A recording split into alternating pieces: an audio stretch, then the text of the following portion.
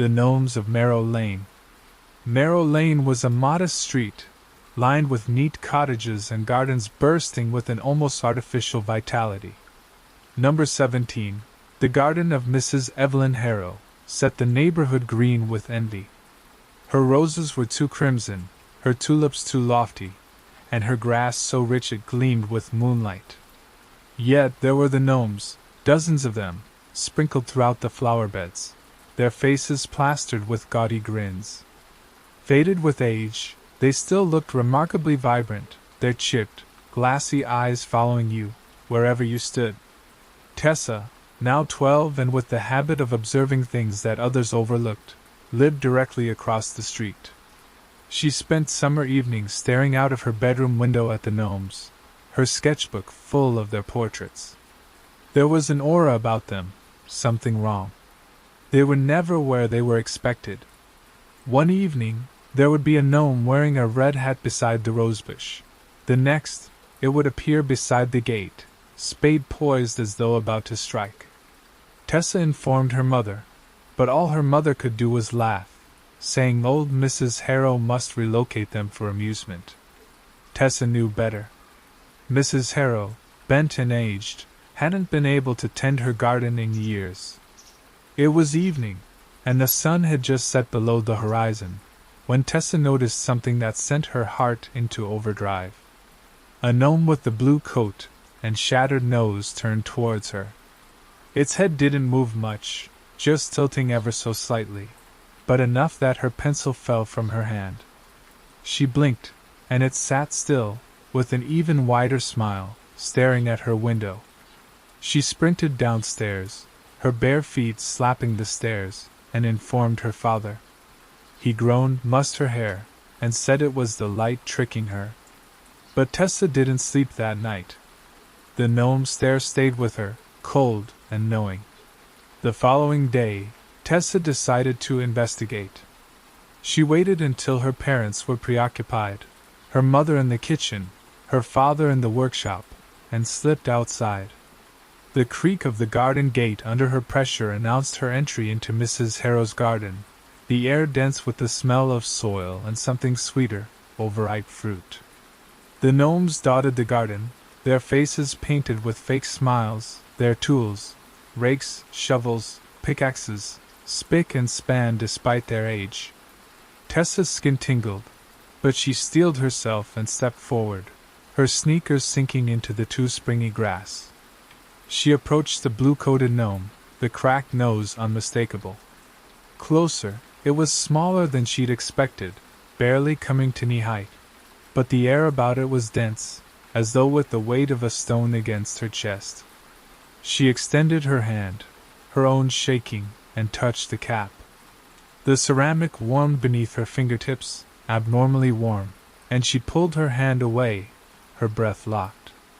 The gnome's gaze seemed to flash with light, a burst of shine that wasn't present before. Tessa, someone whispered, so soft she thought she'd heard it in her mind. She turned around, but there was no one there, the garden and the street quiet. The whisper repeated, not from each gnome but all of them, speaking together with little voices, creating this chorus. Tessa, they repeated, stay with us. She paced, her heart pounding, and backed away, tripping over the green-hatted gnome. It fell, banging its head against the stone, and the whispering ended. The silence was worse, heavy and alert, and Tessa sensed the gnome's gaze, their grinning faces now sharper. She ran, the gate creaking shut, and didn't stop until she stood in her own bedroom, her sketchbook pressed to her chest. The gnomes relocated that evening. Tessa observed them from her window, her curtains open just enough to view. Blue Coat stood beside the gate now, its spade held high, and cracked head stood upright, its smile unscathed by the tumble. Closer they were to the road, closer to her residence, and their eyes glowed, an unearthly, sickly light that throbbed in the blackness. Tessa didn't say anything to her parents. They would not have believed her, and she didn't even know that she believed. She couldn't shake the rumors, the staring, the movement of the garden as it breathed. She sketched them, All the things, their chipping paint, their shiny tools, their unblinked eyes. She sketched them while seeing, and as she worked, realized that there was something more, the arrangement of them, their positions creating an ever-turning spiral through the garden, hidden under the rose plant. The following morning, Tessa discovered a gnome on her doorstep. Small, with its cap chipped and broken, its smile askew. She screamed, and her mom ran to her, but when they looked, it vanished, the doorstep bare. She hugged her, telling her it was just a trick, but Tessa observed the fear in her, the glance over towards Mrs. Harrow's garden. The gnomes were no longer willing to remain in the garden. They were coming for her, and Tessa knew, with an absolute certainty that sent shivers down her spine, that the spiral in the garden was an ambush, a path leading to something older, hungrier than the gnomes. Tessa's sleep interrupted, her dreams swamped with images of glassy faces and small hands holding shovels. She awoke with the gray light of morning, her sketchbook lying open on her bed, the spiral pattern staring back at her. More than just a shape, it was a map, the gnome's pathway through Madame Harrow's garden leading to the rosebush at the center. Tessa's gut roiled with revulsion at what lay hidden, yet she couldn't tear her gaze away. The gnomes were waiting, and they needed her to go in. She shied away from the window, not wanting to see the gnome's new arrangement, but the need to see overwhelmed her. When at last she peeked over the curtains, her heart caught. The garden was denser now, the gnomes packed in close, their tools lifted like an army awaiting orders. The blue-jacketed gnome stood at the gate, its broken nose pointing toward her house, and the one wearing the red hat stood inches away from her lawn, on the sidewalk. Their eyes glowed even in the light, and Tessa heard their words in her head, soft but urgent, "Come to us." She didn't have any help from her parents. Her mum kept saying they needed tools from the shed, and her dad was working, oblivious to how unusual the garden appeared. She knew she stood alone here, a 12-year-old child against an ancient and stubborn power. She threw her sketchbook and her flashlight into her pack, her hands quivering as she shoved them in. If the gnomes expected her to follow the spiral, she would, but as their victim, no. She would uncover the secret and shatter their grip. The pavement lay empty as Tessa stepped over into Mrs. Harrow's garden, the air ripe with the smell of roses and that other strange decay. The gate stood open, inviting her, and the gnomes stood silent, frozen smiles, but alive. Tessa gripped her flashlight, the light weakened the daylight, and stepped onto grass. The earth was softer than it had been, almost liquid, and her sneakers sank into each step. The spiral was more visible now, a bare earth path winding around the flower beds, its curves indicated by the positions of the gnomes. She trailed it, her heart thudding, the whispering growing louder. The gnomes' gazes followed her, their heads turning, tilting, and Tessa felt them like pressure upon her shoulders. The spiral coiled, leading to the rosebush, its thorns razor-sharp and gleaming. The air colder, the earth darker, and Tessa's flashlight guttered, casting light upon something under the bush, a glint of ceramic, partially embedded in the earth. She kneeled, her hands shaking, and swept away the earth. It was a gnome, smaller than the others, with an unpainted face, empty eye sockets. The whispers swirled choir-like into her head, and the earth quivered, like the garden itself coming alive. Tessa let go of the gnome, its body splintering against the trunk, and the laughter became cold, snapping laughter. "Run!" someone shouted, not the gnome's but her own, and Tessa ran. She scrambled back, the spiral uncoiling in her wake, the gnomes adjusting as she moved. Their tools shone, their lips spread, and the blue-clad gnome stood at the gate now, in her path. Tessa darted under the spade it lifted, her pack snagging on a thorn, and exploded into the street, her breathing ragged. She wasn't safe in her house. She approached the porch, noticing another gnome, green hat, chipped smile, on the steps, staring at her. She kicked it, the ceramic snapping, but the shards moved, scattering on the wood like insects. Tessa screamed, bursting inside and slamming the door, her flashlight clattering to the floor. The house stood quiet, or the house seemed wrong, the air thick with the presence of the gnomes. In the kitchen, her mother sat, unaware, while Tessa burst into her own room, her sketchbook pressed against her, and shut the door. The window hung open, the curtains billowing, and outside the gnomes were nearer, spilling over onto her lawn, their faces aglow in the dusk.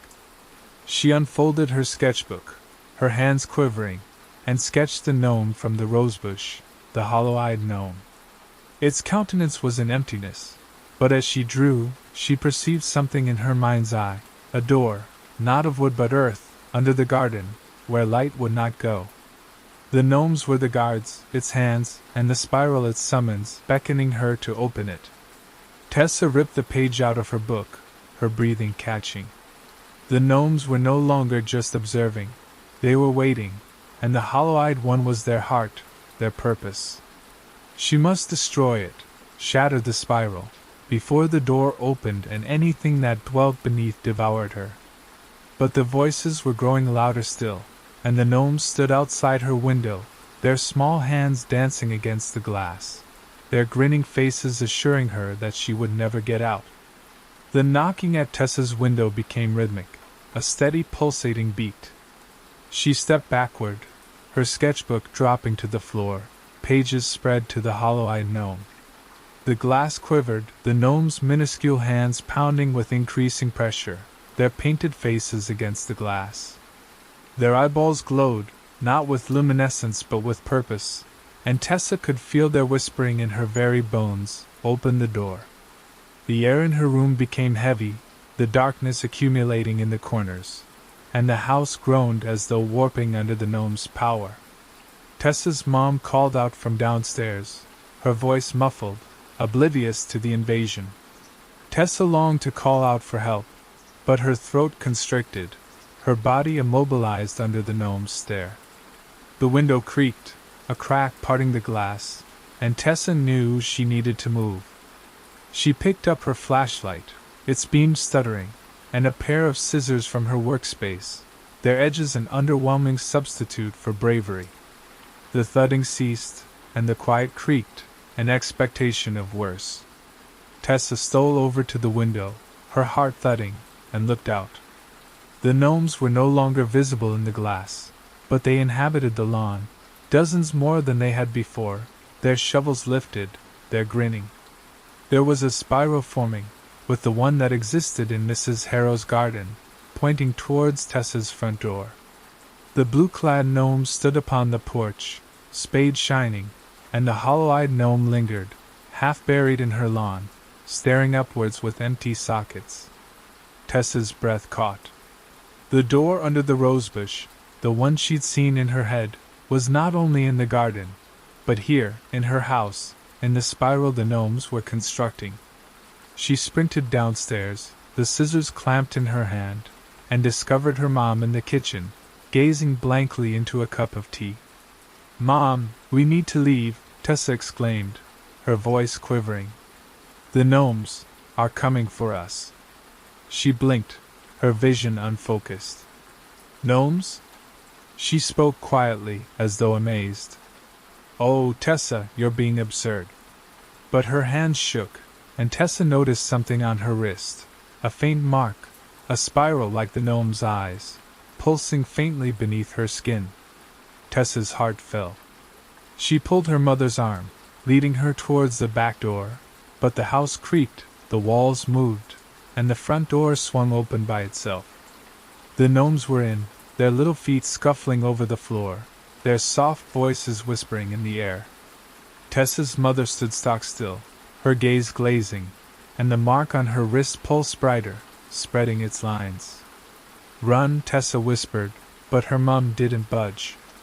The gnomes drew nearer, their tools scratching against the wood, and Tessa caught sight of the hollow-eyed one at the kitchen doorway, its empty sockets dragging at her very soul. She flailed the scissors, not at the gnome but at the air, willing to shatter the gnome's grip. The whispering stuttered, and her mum let out a shuddering breath, her gaze momentarily clarifying. Tessa pulled her towards the back door, the gnomes behind, their numbers growing. The backyard was no more secure.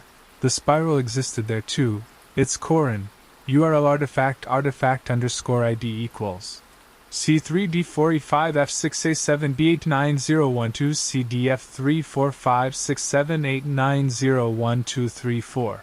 Title equals The Gnomes of Marrow Lane. The Gnomes of Marrow Lane. Chapter 3, The Hollow's Voice. The knock at Tessa's window became rhythmic, pounding like a heart. She stepped away, her sketchbook thudding to the floor, pages open to the empty-eyed gnome. The glass rattled, the gnome's little hands pounding more insistently, their painted faces against the glass. Their eyes shone, not with light but with purpose, and Tessa felt the whisper in her marrow, "Open the door." The air in her bedroom throbbed, the shadows collecting in the corners, and the house groaned under the gnome's urging. Tessa's mother's voice called from downstairs, distant, oblivious to the invasion. Tessa's throat constricted, her body locked, paralyzed by the gnome's stare. The window creaked, a crack shooting through the glass, and Tessa knew she had to move. She seized her flashlight, the beam stuttering, and a pair of scissors from her schoolwork, their blades a weak substitute for valor.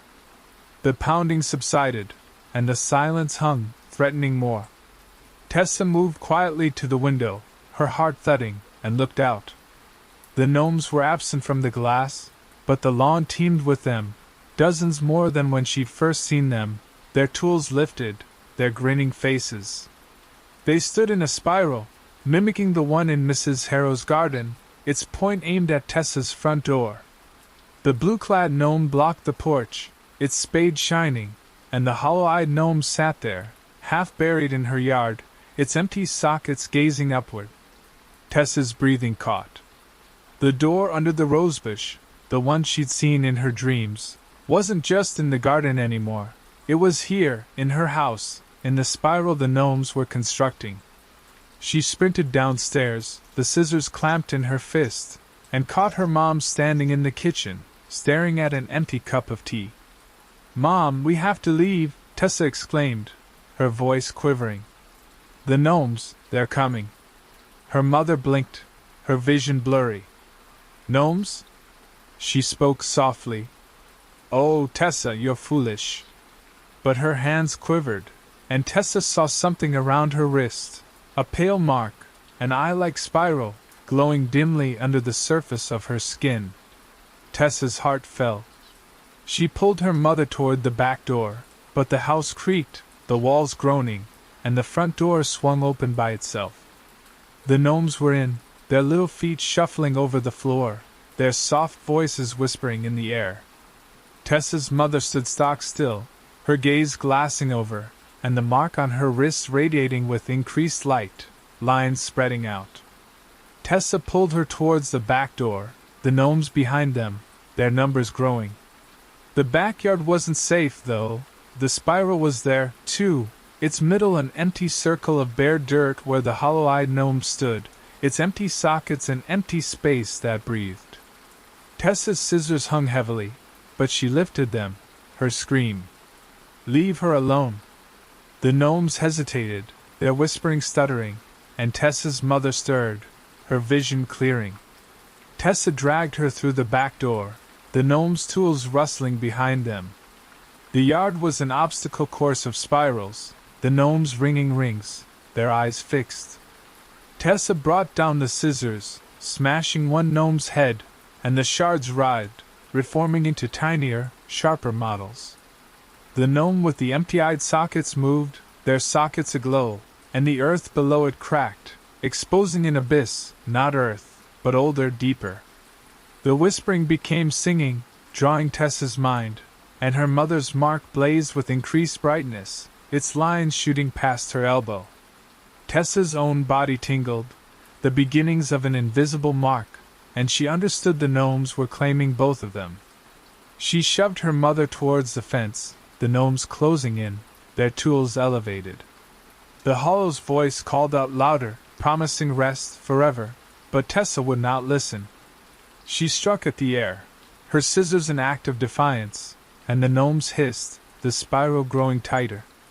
The fence loomed closer, the street beyond it a remote hope, but the hollow-eyed gnome moved faster, its sockets an emptiness which devoured light. Tessa's mother staggered, her marks shining like flames, and Tessa caught her own power dwindling. The gnomes swarmed, their voices an undertide, and the hollow under the yard creaking open, its blackness stretching out for them. Tessa's scissors dropped, and the gnomes grinned, their eyes guaranteeing that they would never depart. The garden behind the house was a battlefield of spirals, the gnomes' light-filled eyes braiding together into a net that caught Tessa's mother and her. The hollow-eyed gnome sat at the middle, the empty sockets glowing with hunger, and the earth at its feet gaped open, a black maw blowing out cold, honeyed air. Tessa's mother clung to her, the spiral mark now extended to her shoulder, spreading lines through her sleeve. A faint spiral pricked at Tessa's own skin, not yet visible but alive, binding her to the hollow's power. The gnomes drew nearer, their shovels, rakes, and pickaxes shining with intention.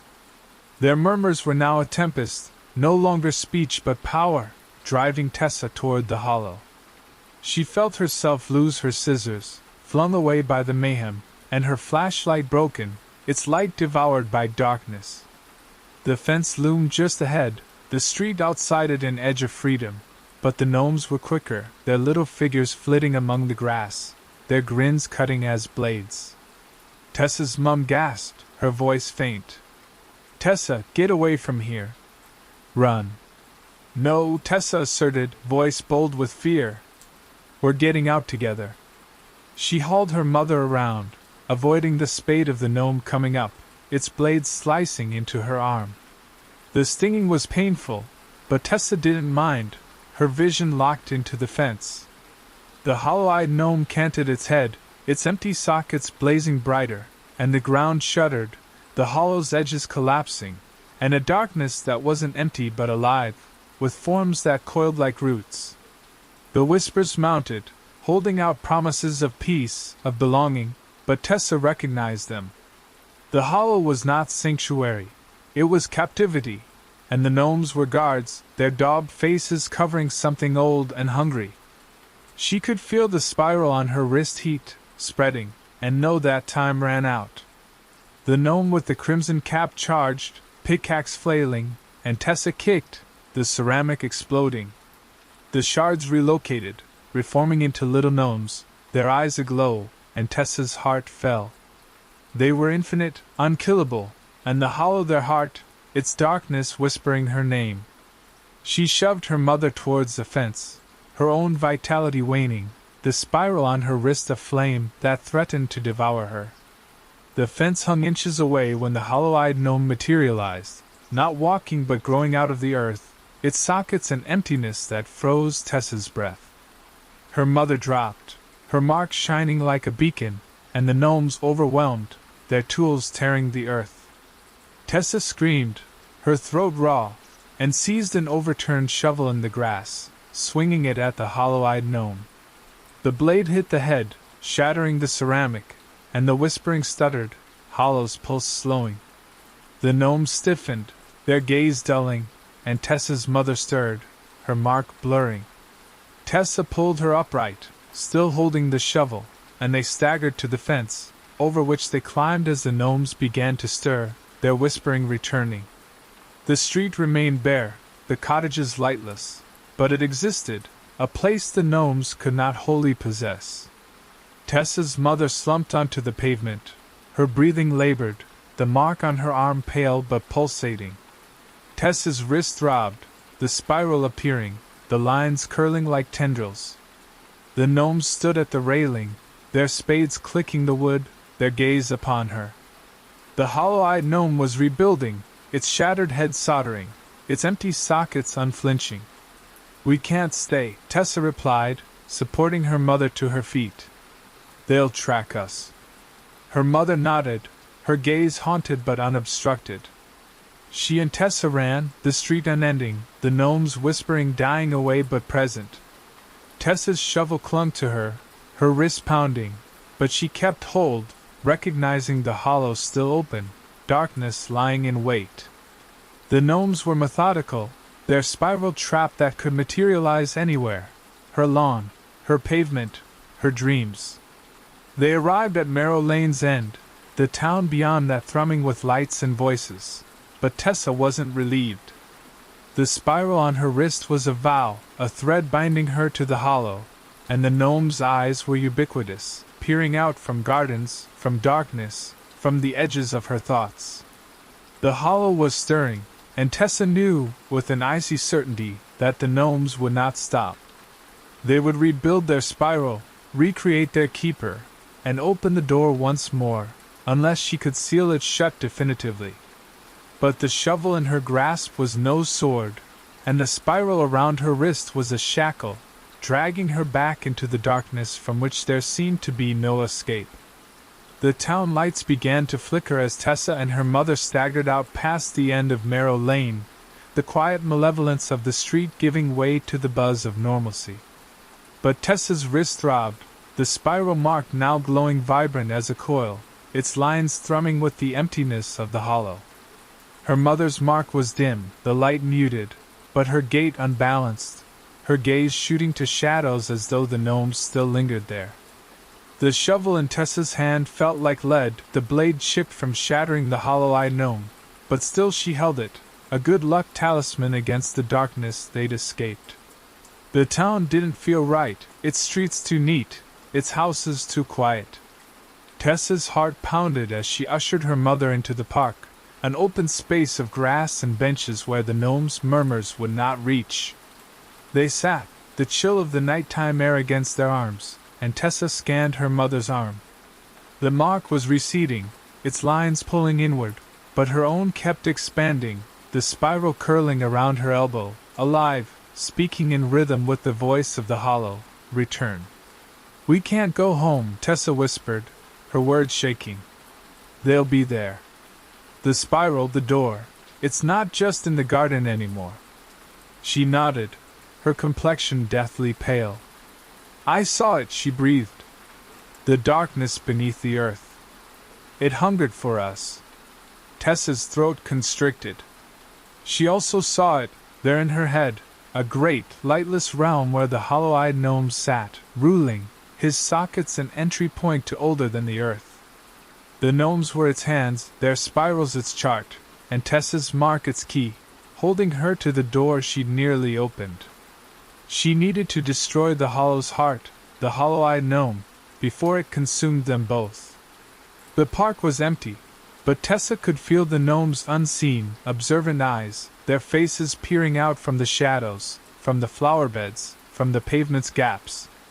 She clung to the shovel, her thoughts whirling. The hollow-eyed gnome was the clue, she understood. Its empty sockets contained the hollow's power. Its ceramic formed the repository of something unkillable. If she could break it, not simply crack it but annihilate it, the spiral would shatter, the door would shut. We have to go back, Tessa declared, speaking quietly even though her heart was pounding. Back to the garden. Back to complete it. She stared, her mouth open. Her mother's eyes widened. No, Tessa. Waiting is more dangerous, Tessa explained. The mark is spreading. If we do not act, they are going to take us. All of us. She paused, then nodded, her hand gripping Tessa's. They climbed to their feet, the spade a mutual weight, and made their way back to Marrow Lane, the lights of the town growing distant. The street stood empty, the cottages unlit, but Mrs. Harrow's garden shone dimly, the gnome's eyes a starfield of malevolence. The gate creaked open, the spiral constricting now, its core the rosebush where the hollow-eyed gnome stood, its empty sockets singing to Tessa's mark. The gnomes dotted the landscape, each with tool in hand, each with living, joyful smiles. Tessa's mother held tight to her, the mark upon her arm growing fiery, and Tessa's mark flared, the spiral spreading to her shoulder. The whispers fell over them, wafting them toward the rosebush, yet with the shovel in hand, Tessa stood firm. "You don't understand us," she spat, her voice one of defiance. She swung the shovel, crushed a gnome's head, the pieces ceasing this time, the whispers stammering. The hollow-eyed gnome leaned head askew, its empty sockets glowing, and the earth trembled, the darkness of the hollow billowing like smoke. Tessa's mother screamed, her mark igniting, but Tessa charged forward, the shovel aflame in her hands. She approached the rosebush, the hollow-eyed gnome by its roots, pulsating with the heart of the hollow. Tessa swung, hitting it with the shovel, and the sockets shattered, and the whisper turned into a scream. The gnomes attacked, their tools squealing, but Tessa swung once more, the blade destroying the gnome's body, and its fragments dropped into the hollow. The earth roared, the spiral unspinning, and the gnomes stood still, their eyes fading, their bodies disintegrating into dust. Tessa's mark dissipated, its lines receding, and her mother's mark disappeared, her vision unblemished. The hollow closed, its blackness locked, and the garden became simply a garden, the rosebush unremarkable, the air clear.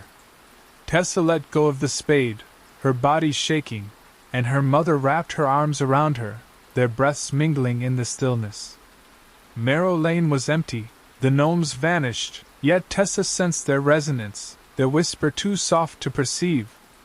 The hollow was closed, yet peacefully waiting, and the spirals would recreate, in another garden, in another period. They returned home, the street no longer their own, and Tessa realized that she would never create the gnomes again.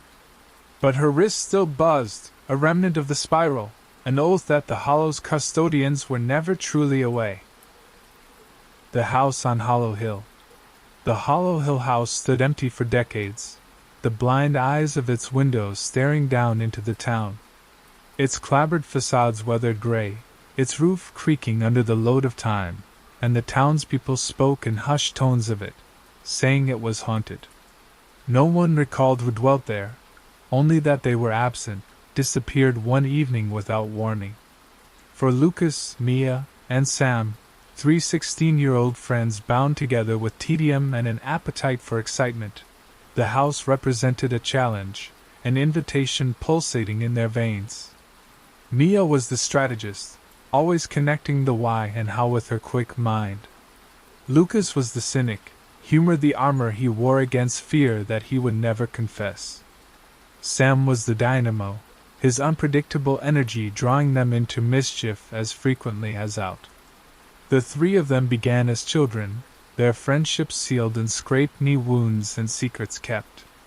The house became their newest fixation, set afire by a schoolroom rumor, lights glowing in its windows at midnight. They stood at the bottom of the hill, pale breath misting the air in the fading light of evening. Mia held her flashlight and notebook, her pockets loaded with batteries. Lucas wore a crowbar, held more for the sake of appearances than utility, and an open packet of half-eaten chips. Sam lugged a scratched but hungry-looking camera and a smile that challenged the world to get in their way. The broken path to the house was overgrown, thorns catching at their jeans, and with each step, the air thinned, rich with the smell of wet wood and something acrid, burned paper-like. The house loomed over them as they crested the hill, its outline distorted against the dying light. The front door creaked open, the hinges clogged with rust, and the windows were empty, reflecting nothing but their worried faces. Mia's flashlight glare cut into the shadows, illuminating a porch scattered with leaves and shattered glass. Lucas nudged Sam, speaking in hushed tones. "Really still think this is such a good idea, hotshot?" Sam's smile didn't even flinch. "Already scared? Come on, it's just a house." Mia rolled her eyes but could not shake the chill. She stepped inside, the creak of the door sounding like a warning. The air in there was cold, stale, and the floorboards creaked underfoot. The foyer stood empty, with peeling wallpaper hung in curls, and there was a spiraling staircase leading upwards into darkness. Mia's flashlight scanned the space, catching glints of dust motes and something else. Faint scratches along the walls, like claw marks, too neat to be haphazard. "They're just scratches," Lucas replied, but he spoke tightly, white-knuckling the crowbar. Sam, not deterred, strode towards the stairs, his camera snapping away. "Let's go see upstairs. Bet there's an old creepy piece of furniture or two." Mia stalled, notebook open, pen poised. The scratches created a pattern, she thought, a spiral that curled around the house, the lines too intentional for graffiti. She quickly sketched it, her hand shaking, and trailed after Sam, Lucas behind her. The stairs groaned, each creaking step protesting, and the air turned colder, the smell of burnt paper more overpowering. The second story comprised a labyrinth of narrow corridors and shut doors, the wallpaper here intact but stained, as though wet with something black. Sam opened the first door, and inside there was a bedroom, its bed unmade, its sheets yellowed and frayed. The window was boarded over, but light filtered through the gaps, not moonlight, but something greenish, with a faintly pulsing light. Mia's flashlight dimmed, and Lucas muttered under his breath, the state of his chips forgotten. "That's not right," he repeated, looking at the light. "We need to leave." Sam grinned, though it was strained. "Don't worry, it's just some strange reflection." He prepared to take a picture, but the lens clouded over, blurring the image. Mia moved closer towards the window, forgetting her notebook, and realized the light wasn't coming from outside but inside the planks, as though the wood were alive. "Men," she whispered, her voice barely audible, "there's something here." Air changed, weight pressing against their chests. The scratches along the walls glowed with a faint light, spiral narrowing, and there was a growing sound, a humming, the voice too low to hear. It seemed to come from all directions, thrumming in their bones, and Mia's flashlight went out, dropping them into darkness. The green light flared, and the humming turned to whispering, not words, but presence, cold, hungry, speaking their names, Mia, Lucas, Sam. Sam's camera slipped, the strap snapping, and Lucas swung his crowbar, but there was nothing there. Mia caught their arms, urging them back into the hall, but the door shut, the wood splintering. The whispering increased, twining around them, and the spiral on the wall stirred, the lines twisting like a living entity. "We are not alone," Mia declared, her voice quivering but unapologetic. "The house is alive." The green light trailed after them, filtering through the walls, and the voices promised secrets, promised truths, if they just stayed. The house at Hollow Hill wasn't in ruin. It was a trap, and the three friends had headed into its very core, their names now part of its insatiable hunger. The hallway thrummed with green light, its light spreading out from the walls like blood from clothing. Mia, Lucas, and Sam leaned against the splintered door, panting, the house's whispered secrets threading through their heads. The spiral scratches lit with greater radiance, their lines twisting tighter, as though pulling the friends further under the house's control. Mia's flashlight failed, Lucas's crowbar meant nothing, and Sam's broken camera reflected the gory light. The air clung heavy, the burnt paper smell mingling with metal, like coins. "We have to get out," Mia stated, her tone calm even with fear gripping her chest. "Remaining here is what it desires." Lucas nodded, the characteristic smirk absent from his features. "Yeah, but where? This is like a maze."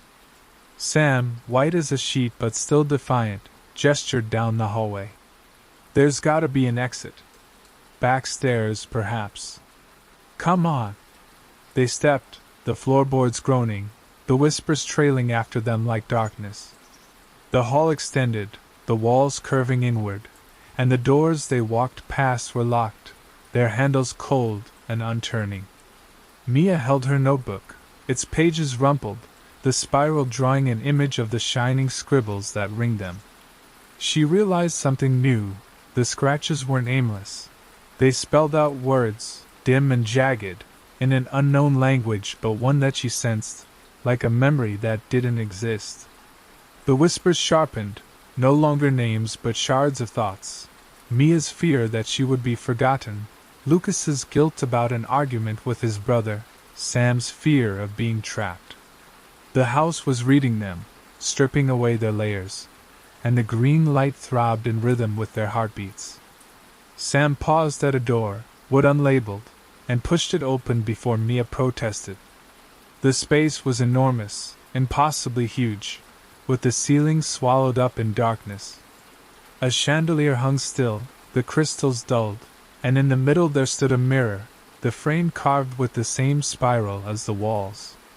The glass was opaque, not reflecting the space but revealing something else, a dull, formless space where shapes drifted, too indeterminate to describe. The green luminescence arose from the mirror, which bathed the space, and the whispering was loudest here, a chorus thudding against their skulls. Sam moved towards the mirror, his gaze glassy. "It's revealing it to me," he muttered, his voice detached. "It's beautiful." She reached out and caught hold of him, pulling him back. "Don't look," she urged. "It's not real. It's just the house." Lucas threw his crowbar at the mirror, but the glass didn't shatter, the metal rebounding with a dull thud.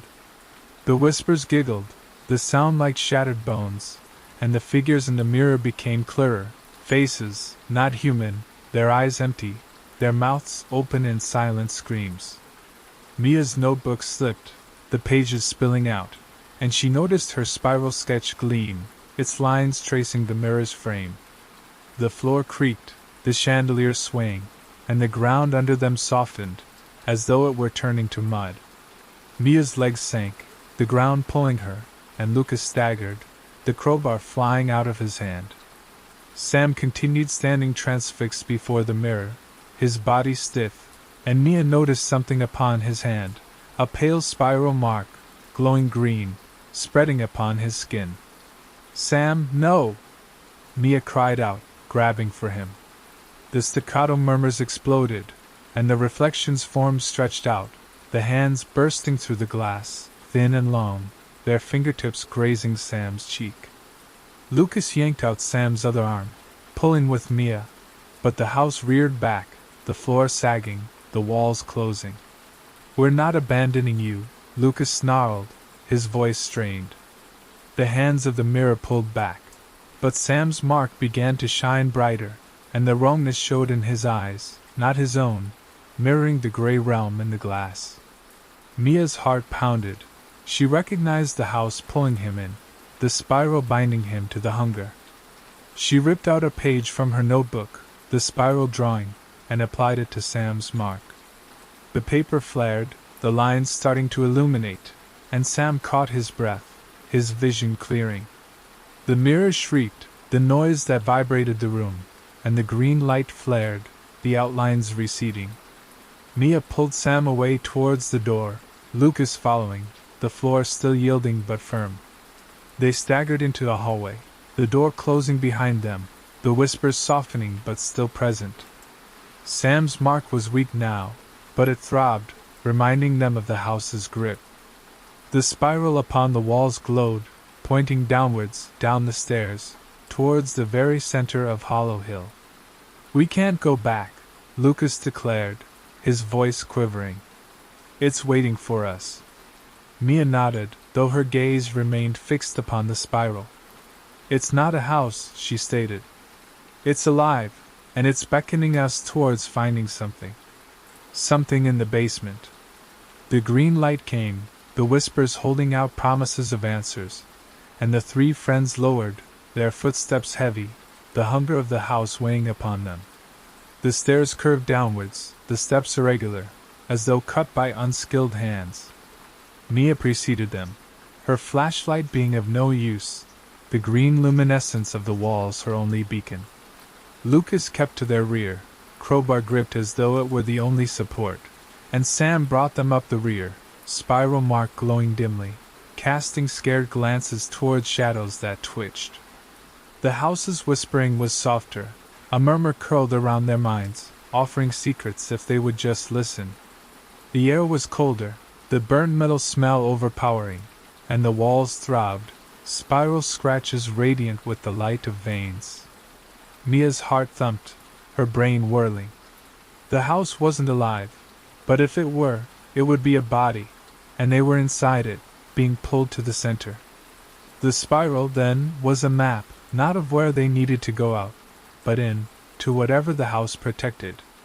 She looked at Sam, white-faced, the mark spreading on his hand, the lines curling around to creep toward his wrist. "We have to go together," she asserted. "Whatever's down there, we go as one."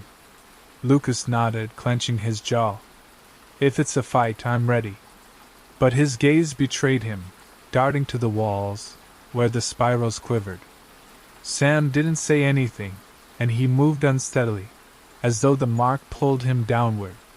The stairs led down into a basement, its ceiling low, damp, and black. The green light shone brighter here, coming from the far door, wood carved with the same spiral pattern as Sam's mark. The ground beneath their feet was slippery, slick with the thin sheet of water that lay upon it, trapping the light, and the air was stifling, each breath an effort. The whispers were now a chorus, no longer in their heads but in the room, echoing off the walls, the door, the water.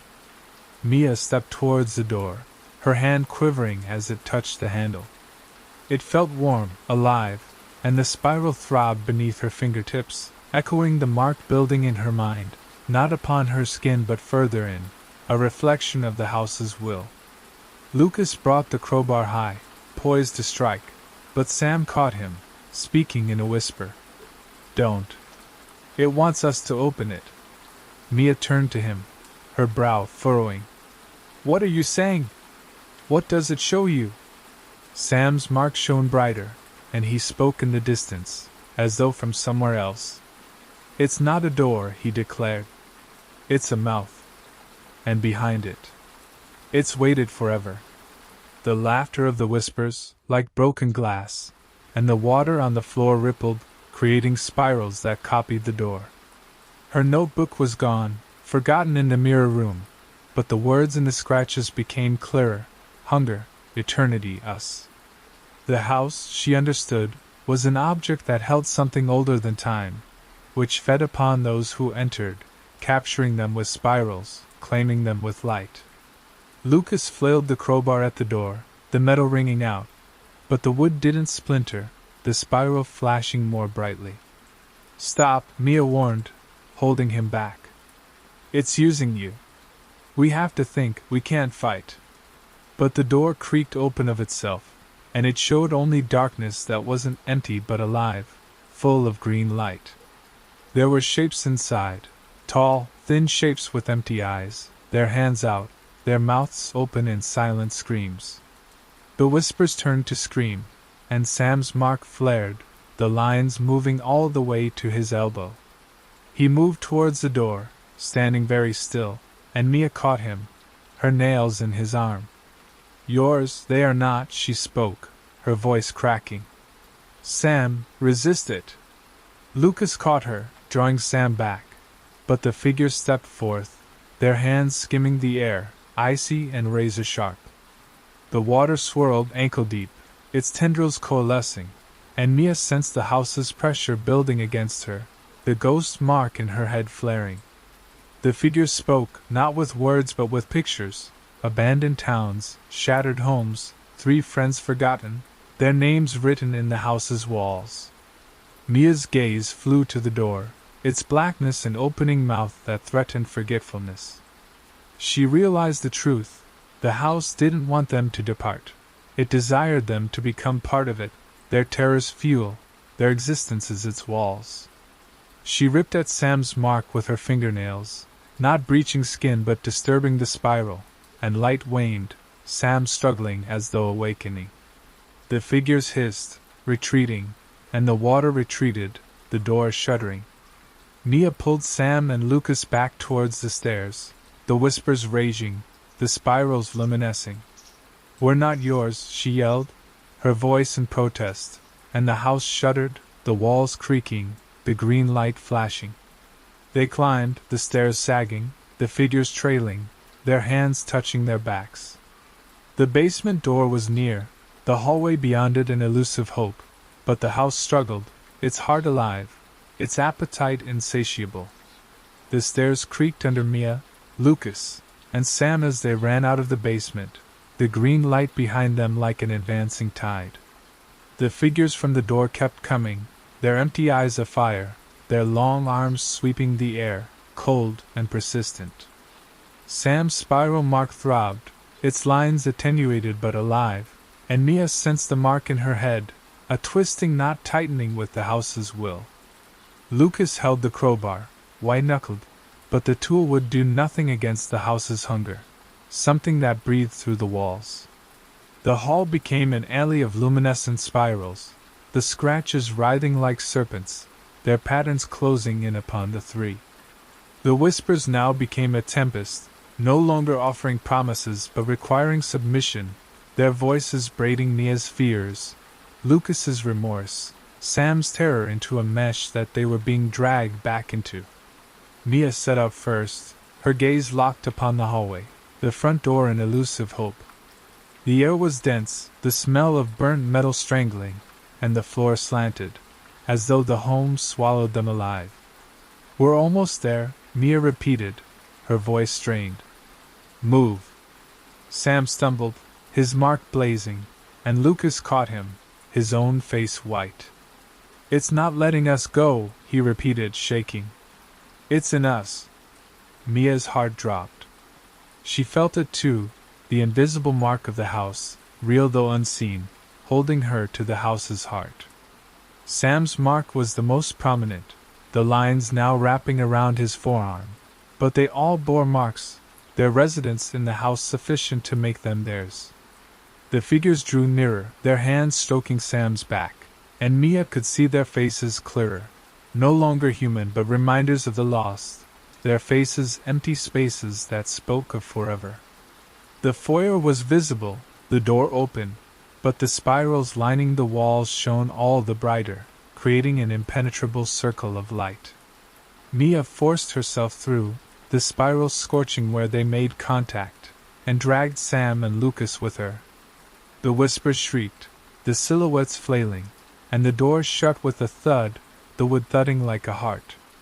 Lucas struck with his crowbar, the metal embedding itself in the door, but it wouldn't yield, the spirals shining through the gaps. Mia's thoughts whirled. The house wasn't simply in trap, the house with the spirals constituting the spell, the figures being the priests. They were being tied, not to go out but to remain, their lives being the fuel for the entity in the basement. She recalled the mirror, the tendrils stretching out, and understood the door as yet another gateway, not away but inward, to the heart they'd seen. "Hold on, Sam, hold on," she told him, grabbing his marked arm. She set her hand over the spiral, not to damage but to interfere, as in the mirror room. The marks softened, and Sam's mind cleared, his body twitching as if released. The figures hissed, their hands drawing back, and the door shuddered, spirals quivering. Lucas struck the door with his crowbar, wood splintering, and Mia followed, kicking with all her might. The murmurs boomed, the silhouettes closing in, but the door creaked open, and it was not the porch that lay beyond, but a void, a green glowing darkness where the silhouettes stood with their arms outstretched. Mia's shadow mark flared, and she felt the house's power drawing her, claiming rest, claiming forever. "No," she exclaimed. Her voice sounded like a scream. "We're not yours." She shoved Sam and Lucas away from the abyss, and the floor caved in, the spirals disintegrating. The figures screamed, their bodies distorted, and the green light weakened, the whispers dying. The gaze of Mia flew towards the stairs, the sole route remaining, and she dragged her friends upwards, the figures trailing after, their hands colder, razor-sharp. The second floor was altered now, the hallways narrower, the doors open, and the rooms revealed, empty spaces full of green light, mirrors on each wall, their glass reflecting the same gray space, the same empty-eyed figures. Mia's mark of shadow became a flame, and Sam's mark shone once more, spreading out in lines. Lucas's eyes were wide, and Mia could see a faint spiral there, not on his body but in his eyes, evidence the house also marked him. "We can't remain here," Mia declared, her voice cracking. "It changes us." They ran, their fear reflected in the mirrors, the figures moving through, their hands caressing their necks, their arms. The house breathed, its walls alive, spirals wrapping, and Mia felt the heart below stirring, hunger with no end. The stairs leading to the attic were their only option, a thin ascent to an area the house had yet to offer, an area it may not possess. The numbers precipitated, the rumors a wave, and the Hollow Hill house clamped down, its heart pounding for 3 friends it would never release. The stairs to the attic slanted, their wood twisted and splintered, as though the house had forgotten this section of itself. The green light here was dim, the spirals on the walls thin and broken. The figures followed, their empty eyes flaming, their skeletal hands outstretched, but their footsteps were slower, as though the attic fought the house's volition. Mia's mark of darkness blazed in her memory, Sam's spiral throbbed on his arm. Lucas's eyes contained a faint spiral, their link with the house a chain they were unable to sever.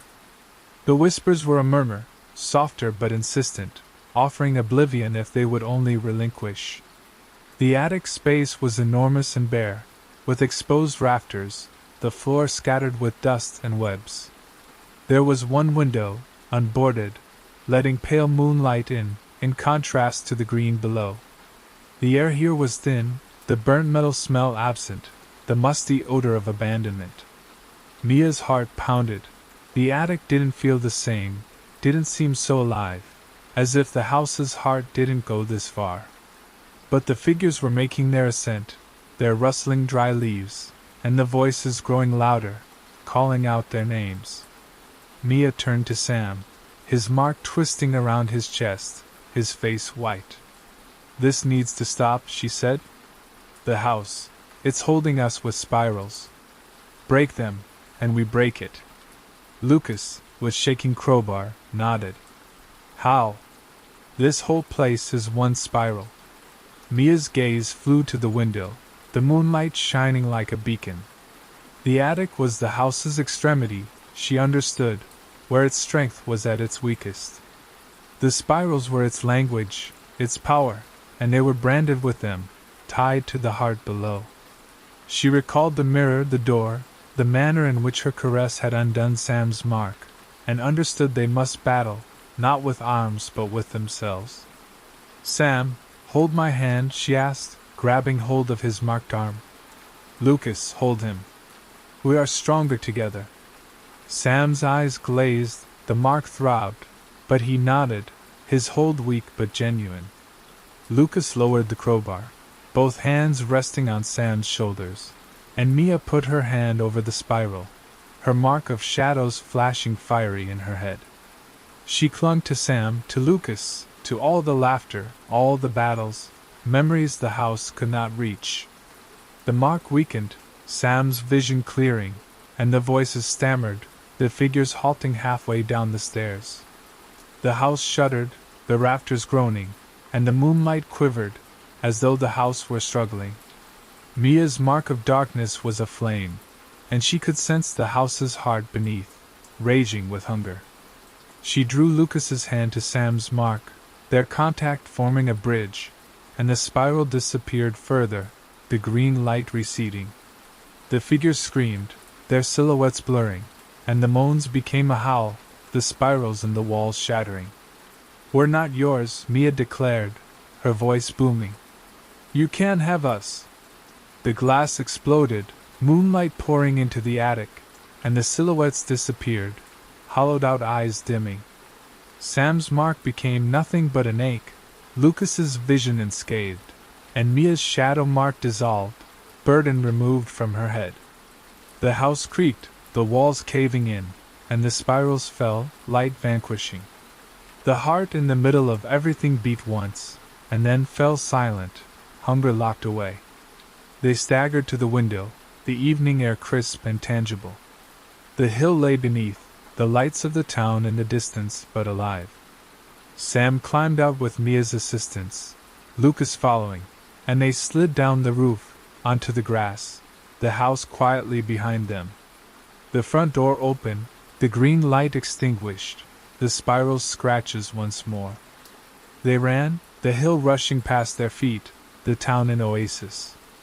The house at Hollow Hill sat empty, darkness in the windows, but Mia sensed its presence, a whisper too soft to listen to. The spirals were shattered, the heart frozen, but the house waited, hunger a seed which might germinate. They rested at the bottom of the hill, their breathing unsteady, their hands clasped together. Sam's mark faded, reminding them of their narrow escape. Lucas's crowbar stayed behind, hidden in the attic, and Mia's notebook, with all the sketches, was lost, incorporated into the house. "We do not discuss this," Lucas asserted, his voice unyielding. "Ever." Sam nodded, haunted look in his eyes. "It's not finished, is it?" Mia glanced over at the house, its outline blanched against the horizon. "No," she repeated. "Yet we are more resilient than it realizes." They returned home, the town waking up around them, but the whisper of the house remained, guaranteeing Hollow Hill would wait, with an open heart, for 3 friends who would bravely go back.